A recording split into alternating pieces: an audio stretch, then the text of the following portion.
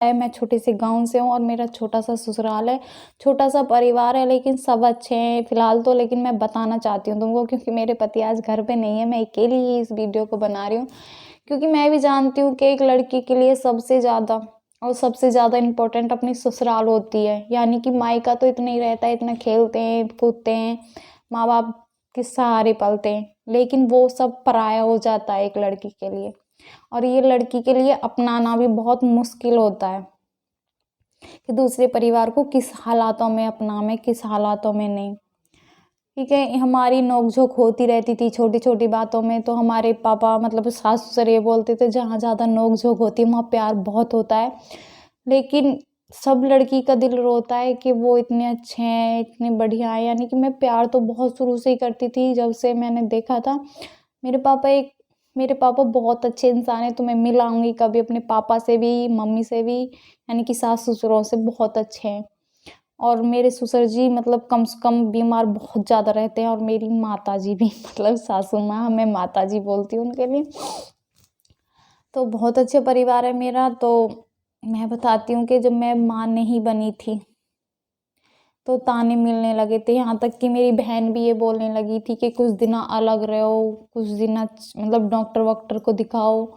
मतलब सब कुछ ऐसा कहने लगे, कोई कहने लगा कि थाली खा रही है अभी, कोई कुछ कहे, लेकिन दिल से बुरा लगता था वो, रोने को मन करता था मेरा।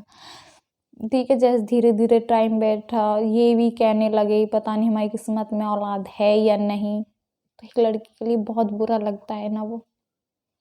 वो अपने माँ-बाप से नहीं कहती क्योंकि वो परेशान होंगे,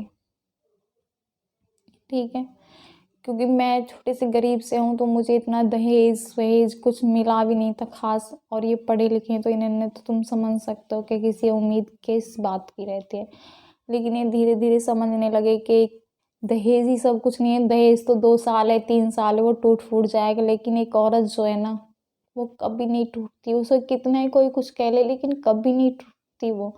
टूटती है तो अंदर से टूटती है। और मैं थोड़ी भावुक ज़्यादा हो जाती हूँ, तो इसलिए मैं बताना चाहती हूँ कि ऐसा ही शायद तुम लोगों को भी लगता होगा जब तुम माँ नहीं बन पाते हो या छोटे से घर से हो, छोटे से गरीब से हो। मेरा ससुर है, मानी कि टिर्री चलाते हैं वो, उन्होंने कोई फ़र्क नहीं पड़ता। उन्होंने कहा बेटा जो करना है कर सकते हो तुम, हम बस साथ दे सकते हैं तुम्हारा। तो ऐसे परिवार भी किस्मत वालों को मिलते हैं। और फिलहाल सब ठीक है, हमारी नोक-झोंक रहती थी, फिलहाल सब ठीक है, बहुत प्यार है एक-दूसरों में। नोक-झोंक तो अब भी हो जाती है, ये नहीं होती नहीं है, लेकिन ज़्यादा दूर नहीं रह पाते, मुझे मायके भी नहीं भेजते ज़्यादा। तो क्योंकि हम कुल 4-5 जने हैं घर में, यानी कि एक मम्मी-पापा, एक छोटे से देवर है मेरे और सास-ससुर और हम 2 हैं, कुल 5 जने हैं हम। पता है मैं वीडियो डालती हूँ प्रेग्नेंट होने की और आपको सभी को समझाती हूँ, जैसे भी तो आप सभी के सवाल आते हैं कि हमारी शादी को 5 साल हो गए, 3 साल हो गए, 6 साल हो गए, तो यार दिल से बुरा लगता है। मैंने कि भगवान किसी को तो इतने सारे संतान देता है और किसी को एक नहीं देता, तो कम से कम ज़्यादा ना दे तो थोड़े एक एक तो दे, जीने लायक तो दे। उसकी मोहल्ले वालों के नज़र में या गाँव वाले की नज़र में, गाँव वास्ती की नज़र में थोड़ी इज्जत तो हो, कि उसे ताने तो ना दे कोई। लेकिन एक औरत हो के दूसरी औरत पे उँगली कैसे उठा देती है, ये पता नहीं पड़ता। मर्द तो चलो अलग की बात है, आदमी तो, लेकिन एक औरत औरत का दर्द नहीं समझती, तो वो क्या समझेगी? क्या कभी अपनी बेटी को समझ पाएगी? कभी अपनी बेटी पे उँगली उठती है, क्या उसे समझ पाएगी?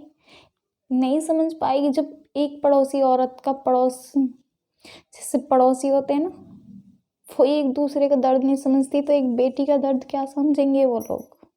एक बात और बताना चाहती हूँ, जब हम माँ नहीं बन पाते ना, तो पति भी साथ छोड़ देता है, हमारा पति भी।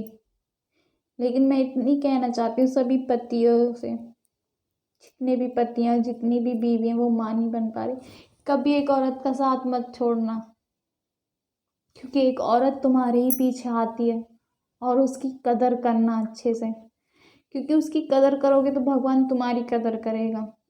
यानी भगवान भी कदर नहीं करता किसी के, एक औरत को कोई परेशान रखता है, वो सगड़े दर्द और गम भूल जाती है, एक पति साथ होता है तो।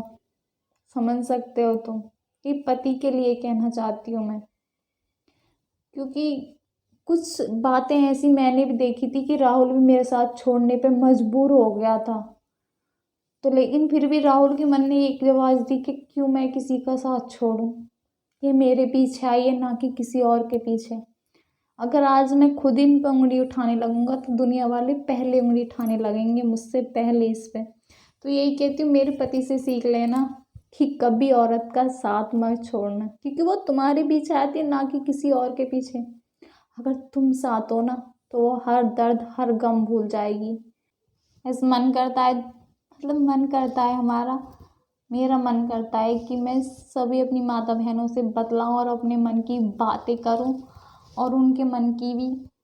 अरे हम कुछ नहीं कह सकते, थोड़ी सलाह तो दे सकते हैं, उन्हें समझा तो सकते हैं हम, उनको तसल्ली तो दे सकते हैं हम। देने वाला तो भगवान है, हम नहीं। अगर तुम किसी को समझ दिलासा नहीं दे सकते तो ताना क्यों देते हो तुम लोग। मैं तो यही कहती हूँ कि किसी की बात का बुरा मत मानना और अच्छे से रहना और अच्छे से खाना पीना, क्योंकि ये जिंदगी है, कब क्या हो जाए किसी को कुछ नहीं पता।